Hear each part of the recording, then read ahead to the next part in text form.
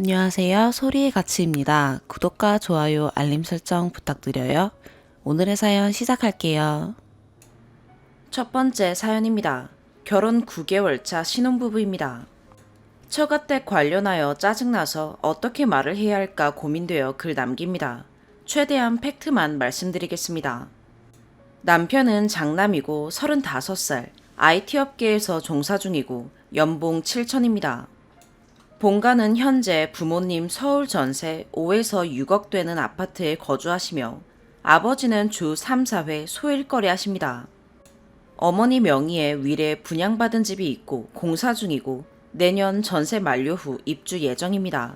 시가 15억 정도 됩니다. 할아버지가 물려주신 아버지 명의의 부산 동구 소재 부동산 있습니다. 토지와 건물로 100억 이상 되고 이 부분은 처가댁에서 모르고 후술합니다. 노후는 크게 문제되지 않고 위로 누나 있어서 결혼했고 조카 2명 있습니다.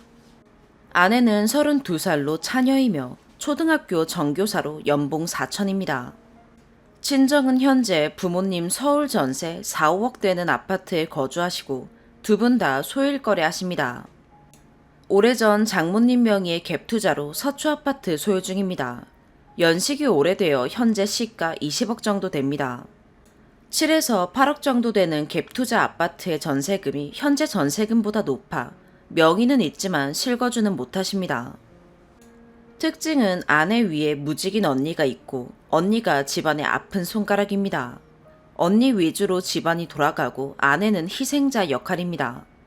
기혼이며 얼마 전 조카를 출산했고 형님은 대기업 근무 중이고 부모님이 안 계셔서 대를 사위 느낌입니다.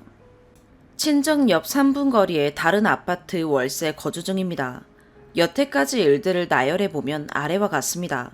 결혼 전을 먼저 말씀드리겠습니다. 소개팅으로 만나서 아내의 순수한 점이 좋았고 특히 아내가 저를 많이 좋아해줘서 1년 만에 결혼에 골인했습니다. 본가에서 2억 보태줘서 추가로 전세 대출받아 서울의 전세 작은 평수 아파트로 시작했고 처가댁에서는 보태준 돈은 없고 혼수도 아내가 모은 돈으로 마련했습니다. 결혼 전 양가 인사는 드리고 다만 특이점이 아내의 언니가 심상치 않다는 것은 느꼈습니다. 예를 들어 만났을 때 제대로 인사 한번 받아본 적은 없고 인사를 받아주지도 않았습니다. 무직이고 형님 혼자 벌이하는데 분기마다 고가의 명품백인 샤넬, 디올 등을 사서 인스타에 자랑합니다. 사치스럽다고 생각했지만 뭐 내 돈도 아니고 아내가 사주는 것도 아니니 크게 신경 쓰지 않았습니다. 처가댁의 경우 서초에 갭 투자하신 집을 팔아 노후를 해야 하시는 상황입니다. 장모님이 가게 경제를 이끄십니다. 강아지 2마리 키우고 있고요. 굳이 결혼 전에 드러난 일을 나열하면 위 정도입니다. 어차피 둘이 사는 거고 아내가 착하고 저를 좋아해주니 결혼에 골인했습니다. 이제 결혼 후를 말씀드리겠습니다. 결혼 후 처형이 가족 사진을 찍고 싶다고 아내에게 300만원 분담하여 장인 장모님 모시고 찍자고 아내에게 상의가 아닌 통보를 했습니다. 아내도 굳이 결혼하자마자 사진 찍을 필요 없고 저도 필요 없어서 하지 말자고 결정했고요. 처형이 거절한 거에 빡치고 부모님이랑 싸우고 결국 찍었습니다. 사연을 알고 보니 처형이 임신한 걸 알았는데 이제 애 낳으면 안 예뻐지기 때문에 그 전에 간직해야 한다고 찍어야 한다고 했나 봅니다. 이 일이 있은 후 결혼 초기라 처가댁에 자주 갔는데 저와 아내에게 처형이 이유 없이 구박을 많이 했습니다. 예를 들어 아내에게 제 밥을 차려주지 말라는 둥. 저희는 가사분담 반반하고 오히려 제가 재택이라 더 많이 해서 아침밥도 제가 차려줍니다. 시댁 보고 반찬 다 해오면 되겠네. 너네 집 주차 개구리다. 어떻게 사냐 등등. 처가 강아지 2마리 키우는데 저보고 닭가슴살 게사료 먹어보라는 등의 장난질 멘트 등 모멸적인 멘트를 날렸습니다. 물론 아내에게도 함부로 언행했고요. 처가댁 식구들 다 있는데 이에 대해 누가 한마디 사과하거나 그런 거 없었습니다.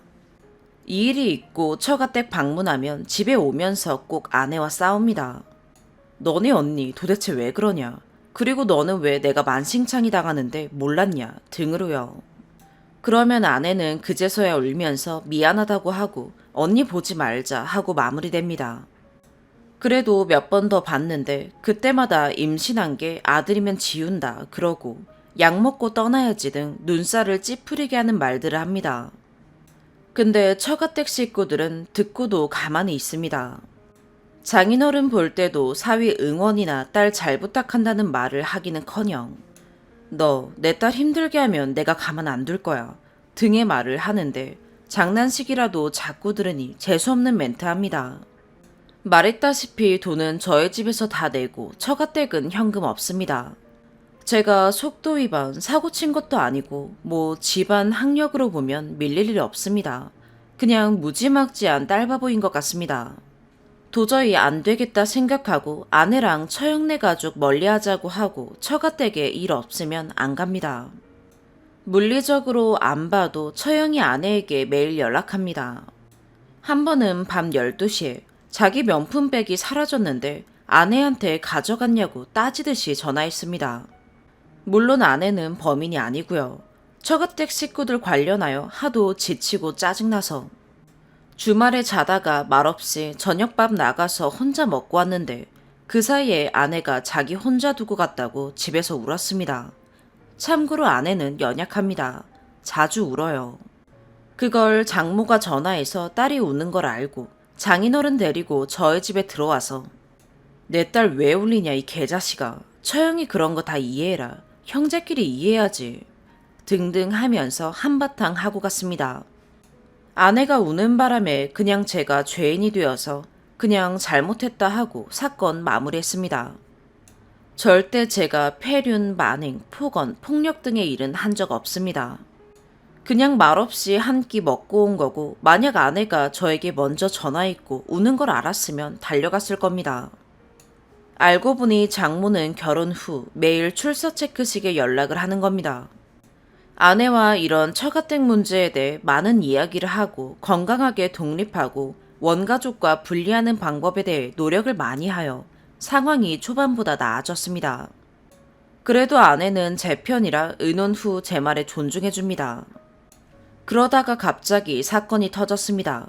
처가댁 강아지 2마리 중 1마리가 아프다고 처형이 아내에게 병원비 반을 내라고 영수증 찍어서 아내에게 보냈습니다. 아내는 강아지가 아파서 속상하고 울고 이성이 마비됐고요. 이때 급작스럽게 장모님이 나서서 저희는 돈을 내진 않았습니다. 노견이라 그런지 결국 치료하다 강아지는 떠나게 됐습니다. 또 주말에 갑자기 처형이 극단적인 시도를 하겠다고 아내에게 연락이 왔습니다. 수면제 여러 알을 먹고 태아가 안 움직여 급히 병원으로 이송했습니다.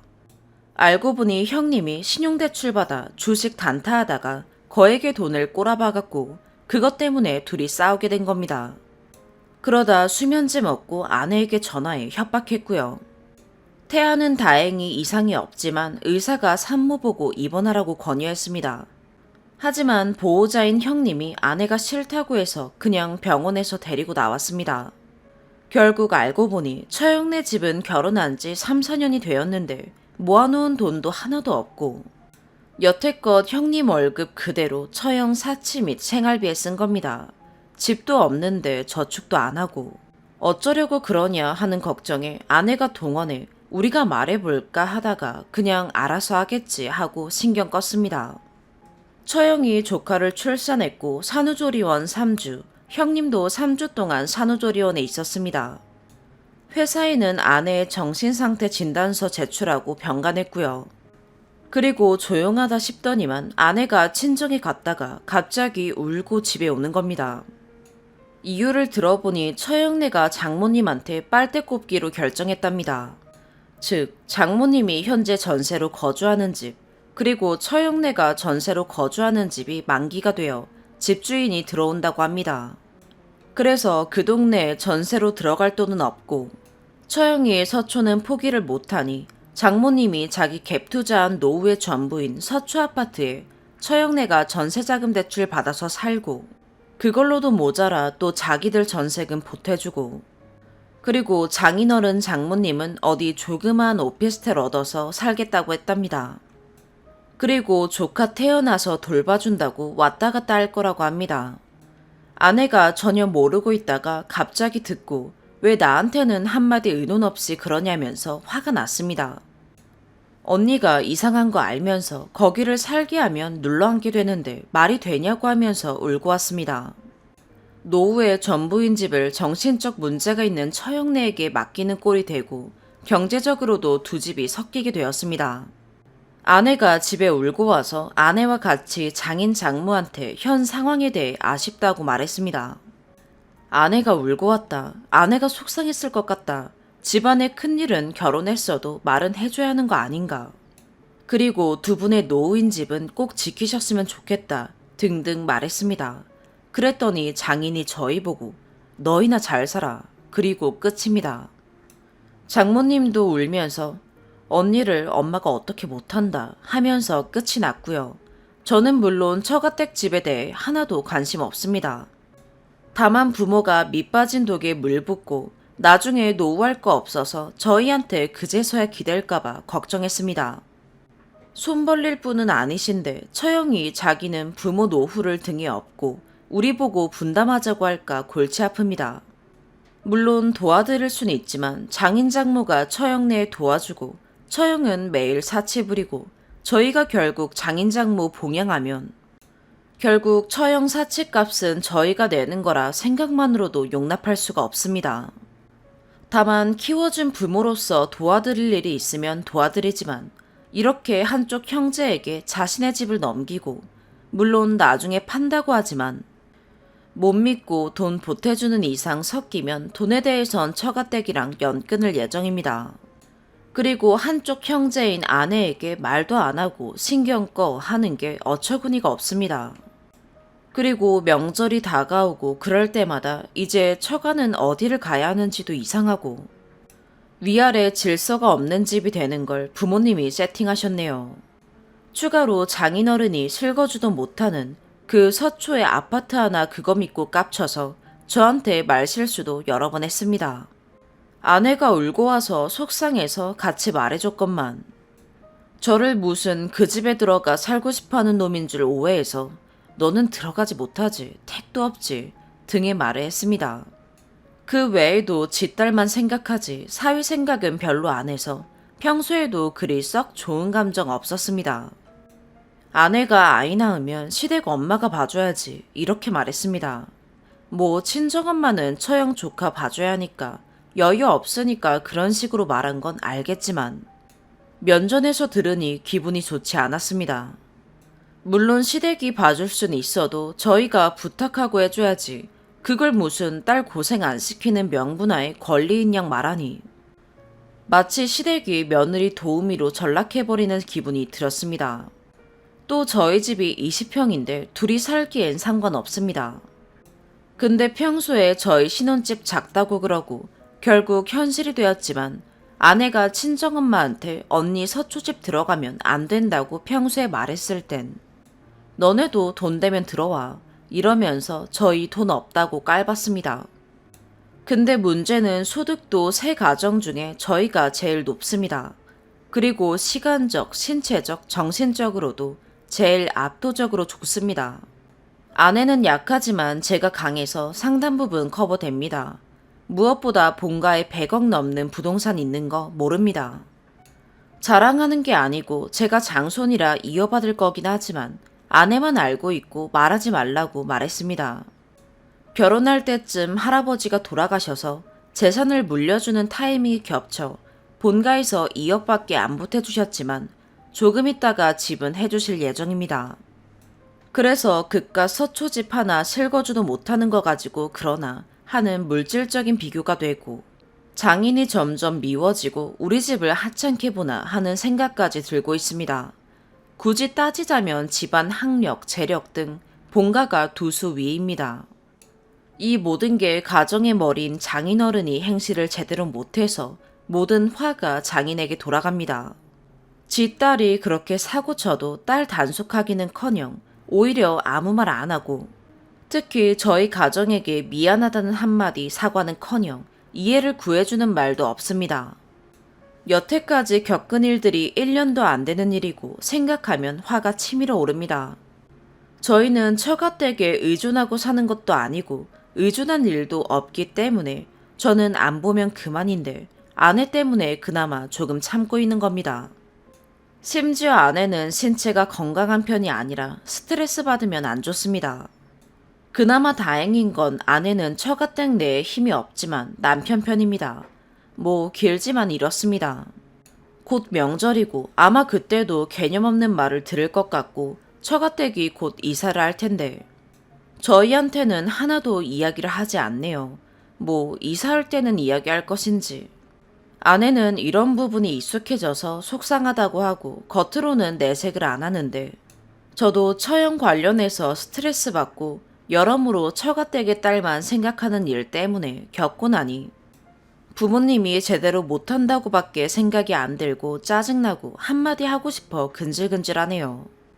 게다가 그렇게 처가댁 집을 넘겨줄 경우 제가 왈가왈부한 건 아니지만 노후 및 봉양에 대해서는 확실히 하는 게 필요할 것 같은데 제가 나서기도 그렇고 또 안 하자니 잠재적 불안성을 가지고 살아가는 것 같고요.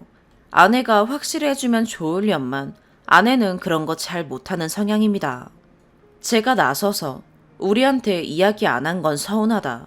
우리는 작은 일도 말씀드리는데 하면서 앞으로 짐작될 일에 대해 이야기를 할까요? 아니면 그냥 쌩 까고 정말 특별한 일 아니면 보지 않고 아내한테 단도리 쳐서 경제적으로 노후 포함해서 엮일 일 없게 하고 신경 끄는 게 좋을까요? 두 번째 사연입니다. 결혼 3년차 2주일 전에 출산한 맘입니다. 현재 아기와 조리원에 있어요. 남편과는 별거, 아니, 제가 일방적으로 가출을 한 상태입니다. 임신하고 배뭉침, 초기 하열, 입덧이 너무 심해 입퇴원을 반복했고 피 같은 안식년 휴가, 일반 병가, 연차, 출산 전후 휴가를 끌어다 쓰면서 12주부터 집에서 생활했습니다. 늘 액티비티하게 생활하던 저였지만 모성 본능인 건지 혹시나 아기가 잘못될까 늘 조심하면서 지냈고 나름 가정에 충실했어요. 혼자 힘들게 직장 생활하는 남편이 안쓰러워 입덧을 하면서도 아침 저녁 챙겼고 남편 와이셔츠도 다림질하고 청소, 빨래, 어느 것 하나 남편이 집안일 신경 쓰지 않게 했어요. 그러나 음수는 도저히 안 돼 그건 남편이 해줬고요. 아기가 태동 시작할 쯤 남편의 야근이 잦아지고 술을 마시고 오는 날이 많아지고 그러니 자연스레 저의 잔소리는 늘어났어요. 주말에도 오전만 잠깐 운동하고 온다는 사람이 저녁 늦게 들어오고 하루 종일 혼자 집에 저 멍하니 있는 날이 많아지다 보니 생각이 많아지고 남편이 혹시 바람피나 그 생각까지 가게 됐어요. 26주쯤 울며 불며 너무 외롭고 힘들다 제발 같이 있어달라 말했고 남편이 놀라면서 미안하다며 야근도 줄이고 주말에도 안 나간다더니 그것도 한 2주 그러더니 다시 원상태로 돌아가더라고요. 너무 외롭고 힘들었어요. 그렇게 다정하던 신랑이 변했고 늘 안부 먼저 물어보던 시댁도 어느 날부터 전화도 안 받고 피하는 느낌도 들고 늦게 오는 신랑 붙잡고 대화 시도를 해봤지만 노력할게 미안해 하며 다정하게 말하지만 피하는 게 보였어요. 저 임신 전 168에 51인 날씬한 체형이었는데 30주에 168에 49 나갈 정도로 몸이 안 좋아졌고 마음도 피폐해져 갔어요. 남편은 착한 사람이고 좋은 사람이에요. 남들도 그러고 저도 그렇게는 생각해요. 사귀자고 말할 때도 엄청 떨었고 사귀면서도 아기 다루듯 늘 다정스럽게 조심스럽게 대해줬고 출퇴근하면서 늘 픽업해줬고 따뜻한 차 항상 준비해줬고 저를 사랑하는 게 눈에 보일 정도로 아끼고 귀하게 대해줬어요. 프로포즈 할 때도 울면서 결혼해달라 했던 사람이었어요. 그 진심 하나 믿고 결혼했는데 아기 가지고 늘 다정하게 대하듯 하면서도 늘 저 혼자 두게 하고 마음으로 멀어지게 했어요. 32주쯤 그날도 남편이 야근이야 미안해 먼저 자 내가 음식 꼭 버릴게 사랑해 톡으로 남기고 저는 또 혼자 밥 먹다 샤워하러 갔는데 하혈을 시작하더라고요. 핏덩어리도 나오고 직감적으로 아기가 잘못됐구나 너무 무서웠고 남편, 시댁, 시누이 다 전화를 했지만 아무도 통화음 들리기도 전에 거절하는 느낌으로 전화가 돌려지더라고요. 친정 부모님은 제주도 여행으로 연락드릴 상황이 아니었고 친오빠는 전화는 됐으나 출장 중이었고 친구한테 도움 청해서 119 타고 급히 병원으로 이송됐고 정말 참담했어요. 전치 태반으로 다행히 아기는 괜찮았어요. 출장 중이던 친오빠가 제일 먼저 달려와줬고 시아주버님이랑 인연이 닿아 있던 병원이라 아주버님이 알고 병원으로 오셨어요. 코로나 때문에 오빠도 아주버님도 보지 못했지만 안동 양반이 별명인 욕 한 번 안 쓰는 오빠가 전화가 와 하는 말이 너 이런 취급당하면서 살았니? 너네 시댁 인간들은 상종 못할 놈들이다. 라며 너 태어나면 내가 데려간다고 하더라고요. 그날 남편, 시어른, 시누이 다 모여 시누이 생일 파티 했대요. 아주버님네는 일이 있어 참석 못하셨고 저 빼고 한 가족 생일 파티. 아니, 저한테 말 한마디 하지 않고 그래서 일부러 다들 제 전화를 피한 거였고요. 아주버님이 오빠랑 만나 얘기하다 전후 사정 모르고 술술 얘기했는데 늘 혼자 있는 저 안쓰러워하던 오빠가 폭발한 거죠. 오빠가 퇴근하면서 늘 저 먹으라고 일주일에 2번 정도 음식 사다 주고 그랬는데 그때마다 남편 없는 거 봤거든요.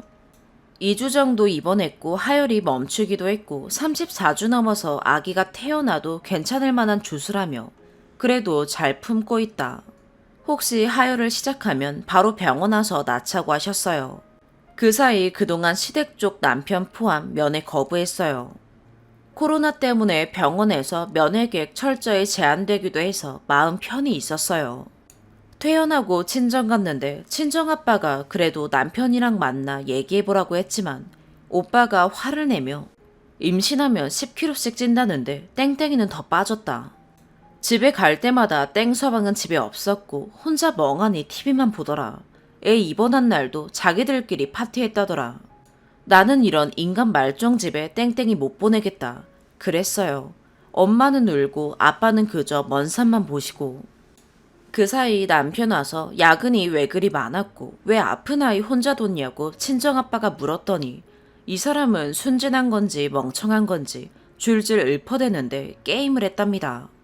원래 게임을 즐기지 않는 사람인데 대학 프로그램 개발 동아리 활동할 때 아는 친구들끼리 모여 하다 보니 새로운 뭔가를 만들어내고 프로그램을 짜고 하는 게 재밌었고 그러다 게임 역시 재밌어 하게 됐다고 하네요.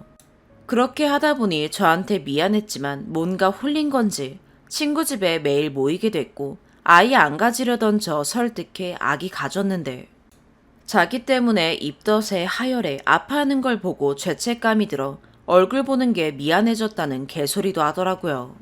연애 때 흔한 말싸움 없었는데 아기 가지고 땡땡이가 잔소리가 심해졌고 그러니 얼굴 보면 서로 불편해져 자기가 밖으로 돈 것 같다고 죄송하다고 하혈한 날도 저 불편할까봐 그냥 가족끼리 모였다고 별 의미 없다고 이제부터라도 정말 잘하겠다고 땡땡이 입원하고 매일 병원 앞에 찾아갔고 매일 반성했고 매일이 피가 마르는 기분으로 살았다고 하더라고요.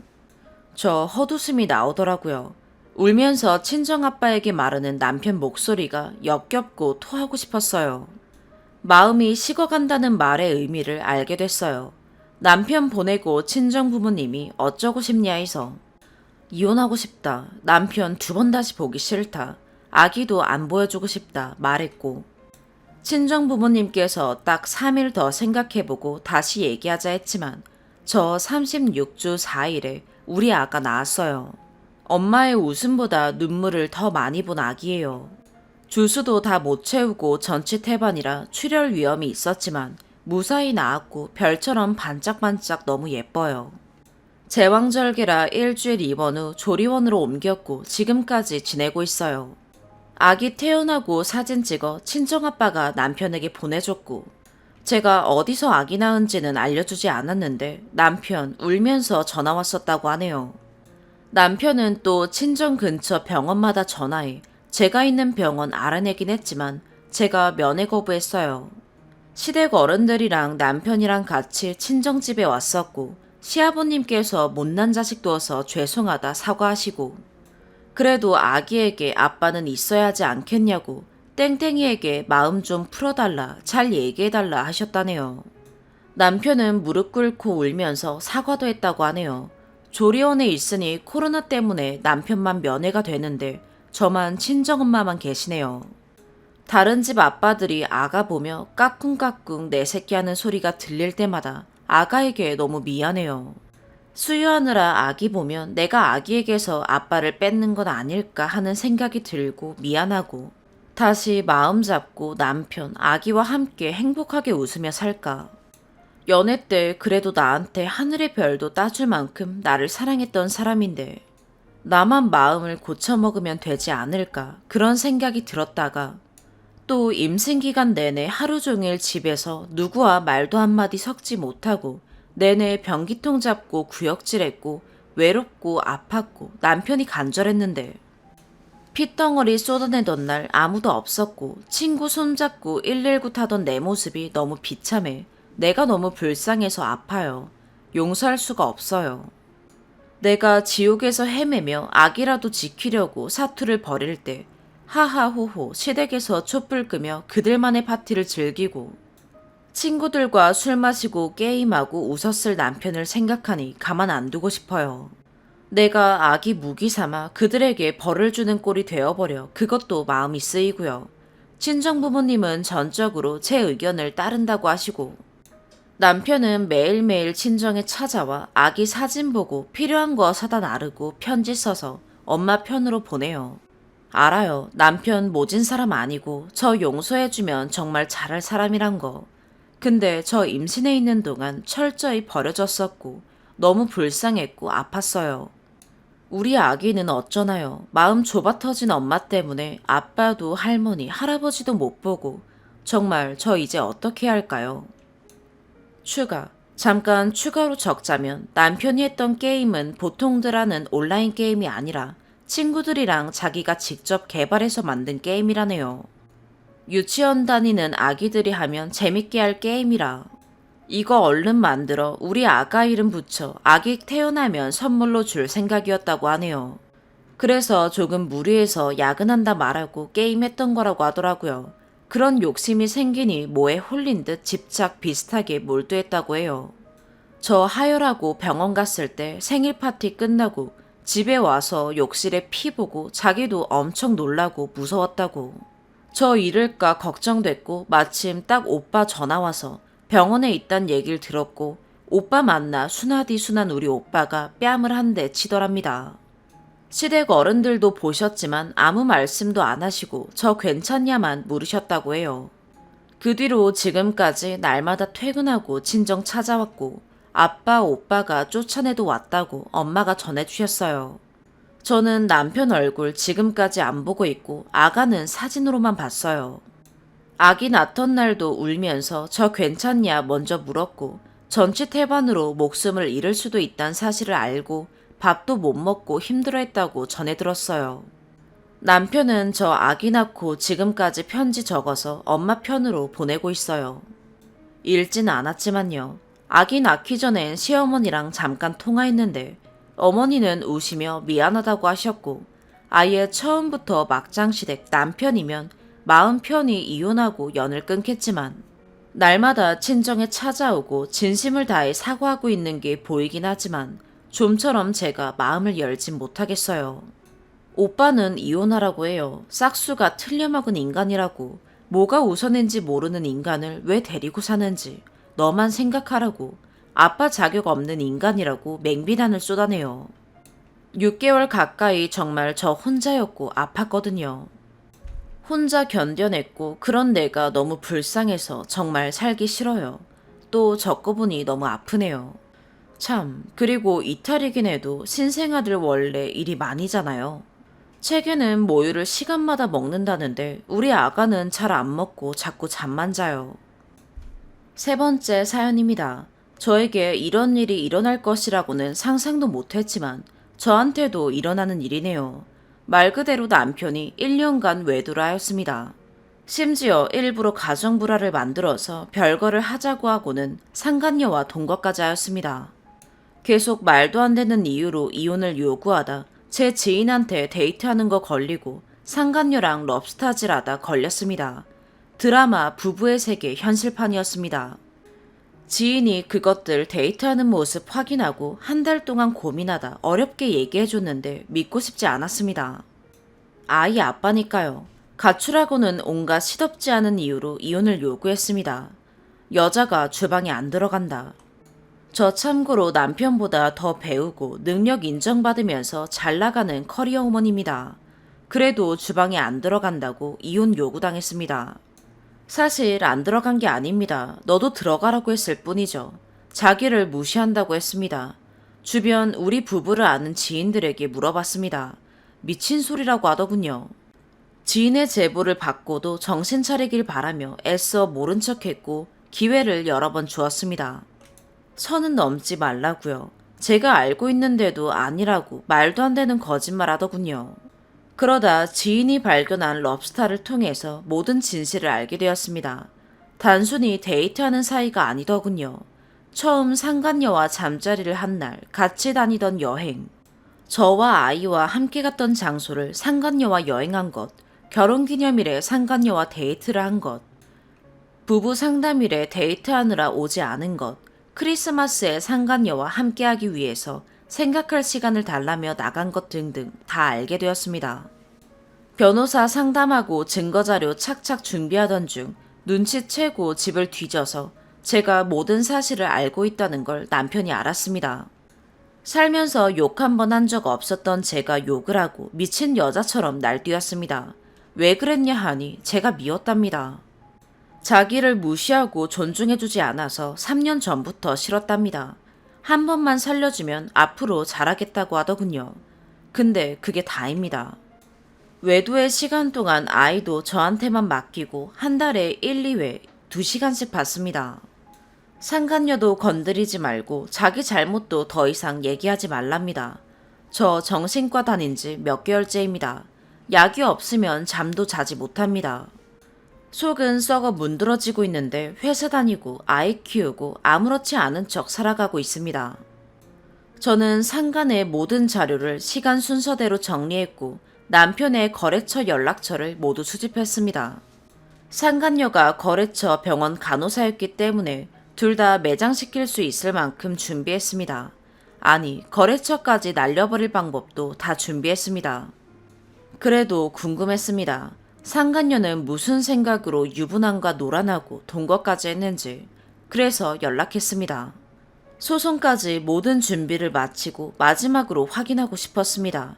그런데 헤어지는 중인 줄 알았답니다. 자기도 속았으니 억울하다며 울더군요. 그러더니 각서를 보내라는 저에게 먼저 다 터트릴 테니 해보자더군요. 상간녀는 멍청하게도 헤어진 사람과 헤어지는 중인 사람의 차이를 모르나 봅니다. 더군다나 상간을 시작하던 시점에 저희 부부는 이혼의 이자도 상상 못하는 상태였습니다. 어쨌든 상간녀가 유부남이었다는 걸 알았다는 녹음도 해두었습니다. 저 남편 거래처 잃는 거 두렵지 않습니다. 죄를 지은 사람은 벌을 받아야 하니까요. 그런데 남편이 다 터트리면 극단적인 선택을 하겠다더군요. 아이 아빠니까. 그래도 아빠가 돌아와서 안정을 찾는 아이를 보면서 저 참고 살아가고 있습니다. 제가 다 터트리면 아빠로서의 역할도 포기하겠다더군요. 그런데 상간녀가 인스타질을 계속합니다. 인스타 치녀들이 권나라 닮았다는 둥, 예쁘다는 둥 댓글 달아주는 것에 심취했는지 인스타질을 포기를 못하네요. 매일매일 속이 썩어 문드러집니다. 정신과 약 없이는 하루도 버티기가 힘든 삶을 몇 달째 이어나가고 있습니다. 그런데 저만 정신과를 다녀봐야 해결이 되지 않는 문제더군요. 문제는 남편이 자신의 잘못을 직시하고 저한테 진정한 사과를 해야 하는데 회피합니다. 저도 그 더러운 외도 행각을 되새기는 게 싫어서 모른 척 아닌 척 살아가지만 마음속은 해결되지 않습니다. 왜, 어떻게, 네가 나한테, 또 우리 아이한테 어떻게 그럴 수 있어? 무슨 생각이었어? 아무 일 없던 가정을 어떻게 이혼 진행 중인 관계로 만들고 여자를 꼬셔서 집과 불과 20분 거리의 상간녀의 집에서 동거를 할 수 있었어? 모든 질문에 남편은 내가 미쳤었나봐 가 대답의 전부입니다. 상간녀에게 인스타로 사랑을 고백하고 행복하다며 온갖 꼴값을 떨더니 미쳤었나봐가 모든 이유의 대답입니다. 그리고는 없으면 못 사는 관계일 줄 알았던 그것들은 제가 상간을 알고 나서는 집에 들어오는 것으로 겉으로는 끝났습니다. 진실은 모르지만요. 남편은 상간녀와 동거할 때는 모든 배달음식 비용, 장 보는 비용, 여행 비용도 다 내더니 집에 돌아와서는 무조건 저와 반반 비용 부담입니다. 본인 주위 사람들한테는 제가 예민하고 무서우면서 본인을 인정하지 않고 무시하는 사람으로 얘기해뒀더군요. 제가 예민한 사람이면 출장을 핑계로 다니는 외도 여행 동안 카톡 하나 없는데도 믿고 다녀오라고 했을까요? 저는 살면서 예민하다는 얘기 남편한테 처음 들어봤습니다. 진짜 멍청한 사람은 저였던 것 같습니다. 이렇게 괴로운데 아직은 아빠가 필요한 아이를 위해서 하루하루 버티며 삽니다. 묻고 싶습니다. 외도한 배우자와 살아가시는 분들은 어떻게 살아가시는 건가요? 잊을 수 있을까요? 저는 도대체 언제까지 약을 먹여야 할까요? 지금이라도 이것들의 상간일지를 다 오픈하고 자폭할까요? 경험이 있으신 분들은 이 시간을 도대체 어떻게 버티셨는지 조언 좀 부탁드립니다. 추가, 댓글 주신 분들 다들 같은 말씀 주시네요. 맞아요. 아이가 아니라 제 스스로 결정을 못하는 것일 거예요. 그런데 제가 그런 삶을 살았습니다. 인생을 통틀어 단 한 번도 모범생이 아니었던 적이 없습니다. 저는 부모님의 자랑스러운 딸이었고 사회에서도 인정받는 사람이었습니다. 남편이 가출할 동안 저와 아기가 코로나에 걸렸었고 저희 모자는 코로나에 걸렸다는 이유로 아이가 다니던 기관에서 쫓겨났고 3년을 알고 지내던 원장은 저희 부부의 별거 사실을 알고는 이를 비꼬았습니다. 코로나에 걸린 처자식의 소식에 첫마디가 짜증난애였던 쓰레기 같은 남편이 없음을 알고 사회에서 저와 아이에게 대하는 태도가 얼마나 다른지 뼈저리게 느꼈습니다. 내 잘못이 아니다, 나는 당당하다 라는 소명의 기회조차 주어지지 못한 채 저는 사회의 멸시를 당했고 그 멸시는 아무 잘못 없는 아이에게도 향하는 것이 현실이더군요. 이혼이 흔하다지만 자신의 일이 되었을 때 모든 이가 편견 없이 대해주지 않더군요. 그 편견을 아이에게 주고 싶지 않았습니다. 현실판 부부의 세계라고 했던 것은 바람핀 남편의 행동과 말이 그러했고 아이의 반응이 그러했기 때문이었습니다. 다 변명이지요. 아직은 스스로가 버텨낼 만큼 건강하지 못하기 때문일 겁니다. 네 번째 사연입니다. 어디 물어볼 때도 마땅치 않고 여러분들의 의견을 듣고자 이렇게 글을 쓰게 되었어요. 두서없이 생각나는 대로 적어서 많이 곤란하시겠지만 시간 여유 되시는 분들은 한 번씩 읽어보시고 피드백 부탁드릴게요. 27살 예비세대기인데 너무 의문점이 들어서요. 내년 설에 식 올릴 예정이고 현재 양가 부모님과 합의 후 신혼집에 먼저 들어와 살고 있어요. 옛날 아파트에 16평 작은 평수라 전체 리모델링 비용 1,600만 원 들었고 얘랑이 아버님이랑 같이 회사 꾸려서 일하고 있어서 아버님이 리모델링 비용 대주셨어요. 아내 살림살이들은 작은 돈이지만 1,000만 원 들여서 제가 다 채워 넣었고요. 원래 시댁 아버님과 어머님과는 집도 가깝고 해서 서로 양쪽 집에서 밥도 자주 먹고 점심도 자주 하는데요. 아버님이 제가 해드린 음식 잘 드셔서 일주일에 최소 한 번은 제가 밥 해드려요. 오늘 점심 먹으면서 저희 집에 과일이라도 들고 가야 하는데 언제 내려갈 거냐고 물어보시더라고요. 저희 집은 차로 30분 거리예요. 아무 때나 다녀와도 된다고 얘기하고 갑자기 어머님이 차례상 생선 준비하셨냐고 물어보시며 차례 얘기가 나왔는데요. 저희 집은 차례나 제사 일절 안 지낸다고 말씀드렸더니 아버님께서 그럼 차례 지내는지 일절 모르겠네 이러시더라고요. 사실 요즘 인터넷에만 쳐도 어떻게 상 차리는지 다 나오는데 사실 궁금하지도 않고요. 그리고 저희 집은 종교가 있어 19살에 저희 아빠 돌아가셨는데도 지금까지 일절 제사나 차례 안 지내고 있거든요. 작년 설에도 같이 살고 있어서 차례를 같이 지내고 싶으셨는지 저한테 차례 생선 구워라고 하시면서 들르라고 하셨는데 하필 그때 제가 교통사고가 나서 설에는 병원에 있어 피하게 됐는데 앞으로 계속 시댁이라서 차례나 제사를 지내야 하나 해서요. 말씀은 우리 떠나면 안 지내도 된다 이러시는데 돌아가신 저희 아빠도 안 지내는 차례와 제사를 시댁 식구란 이유로 꼭 지내야 하나 의문점이 들어요. 참고로 저희 애랑은 둘째고요. 첫째 아버님은 사정이 생겨 사귀던 분과 헤어지고 약 3년에서 5년간은 결혼 계획 없으세요.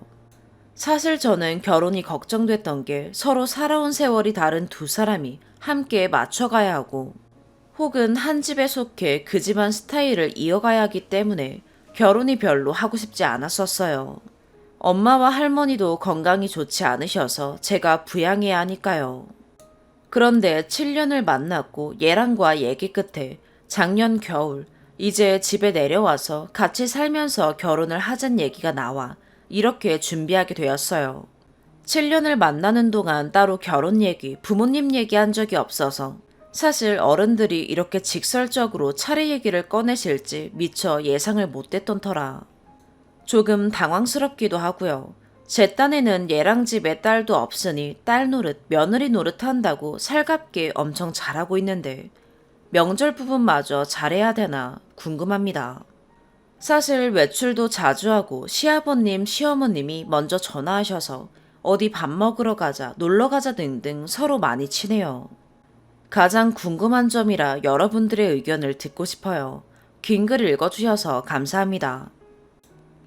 오늘의 사연 여기까지입니다. 구독과 좋아요, 알림 설정 부탁드려요. 시청해주셔서 감사합니다.